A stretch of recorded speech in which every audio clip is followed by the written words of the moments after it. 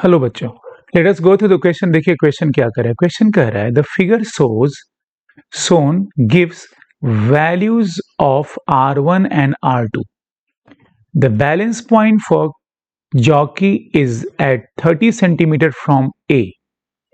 When R2 is shunted by a resistance of 10 ohm, jockey has to slide 20 centimeter to obtain the balance point. The value of R1, R2 are. Okay. तो यहां से 30 centimetre पे हमें null deflection मिल रहा है बच्चों। तो ये हो गया 70 centimetre,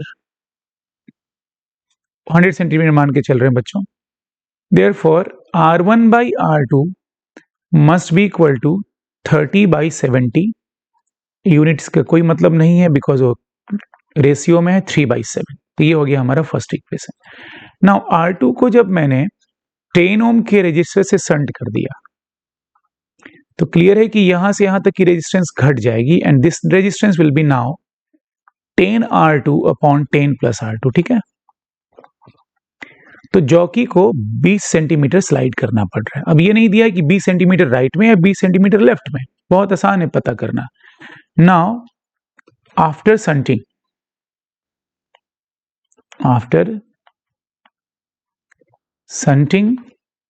R2 by 10 ohm the new ratio will be R1 upon 10 R2 upon 10 plus R2। बच्चों ये पता है, हम लोग कई दफा पढ़ चुके हैं कि ये जब भी पैरेलल में कुछ रेजिस्टेंस जोड़ते हैं ना बच्चों, वो रेजिस्टेंस इंडिविजुअल रेजिस्टेंस से भी छोटा हो जाता है।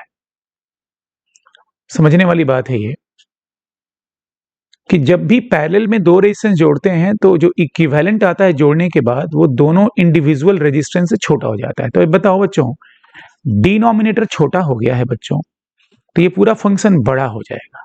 बड़ा होने का मतलब है कि ये जो जॉकी है उसको राइट में स्लाइड कराएंगे तब तो ये रेशियो बड़ा होगा, बिकॉज 30/70 में अगर 20 सेंटीमीटर लेफ्ट में स्लाइड करेंगे तो ये तो रेशियो और कम हो जाएगा। यहां रेशियो लेफ्ट में बढ़ा है तो राइट का भी रेशियो बढ़ना चाहिए। इसका मतलब कि सेकंड केस में जॉकी को 20 सेंटीमीटर आगे स्लाइड कराया गया होगा। तो 20 सेंटीमीटर स्लाइड कर गया तो ये 50 हो गया, 50 सेंटीमीटर तो ये भी हो गया 50, दैट इज 50/50। इन दोनों इक्वेशन को सॉल्व कर लेते हैं। सिंपल मैथमेटिक्स सब बच गया इसमें। तो I can write by equation number 2।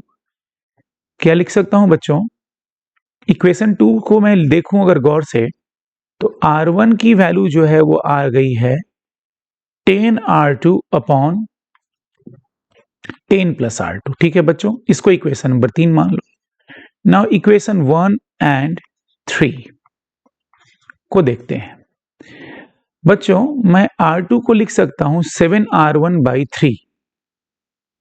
ठीक है ना बच्चों, मैं R2 को यहां नोटिस किया जाए, मैं R2 को लिख सकता हूं 7R1/3। तो R1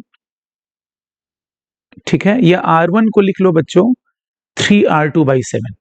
तो 3R2/7 देखो बच्चों यहां पर R1 को लिख सकता हूं 3R2/7। 3R2/7 is equals to 10R2 upon 10 plus R2। Let us solve for this equation.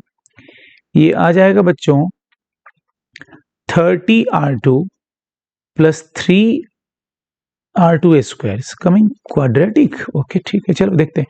तो 30R2 plus 3R2 square is equals to 70, नहीं क्वाड्रिक नहीं आ रहा है, 70R2। ठीक है, तो this will lead us to 3R2 square is equal to बच्चों 70 minus 30 that is 40R2। एक R2 कैंसिल हो गया यहां से, the value of R2 is equals to 40/3। बच्चों बताओ ये ऑप्शन ऐसे देने की क्या जरूरत है?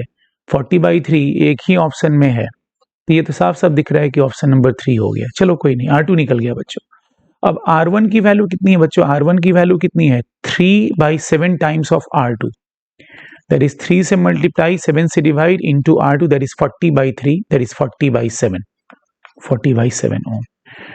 And of course third is the right choice for this question. बच्चों होप आप लोग समझ गए होंगे बच्चों। थैंक यू वेरी मच बच्चों।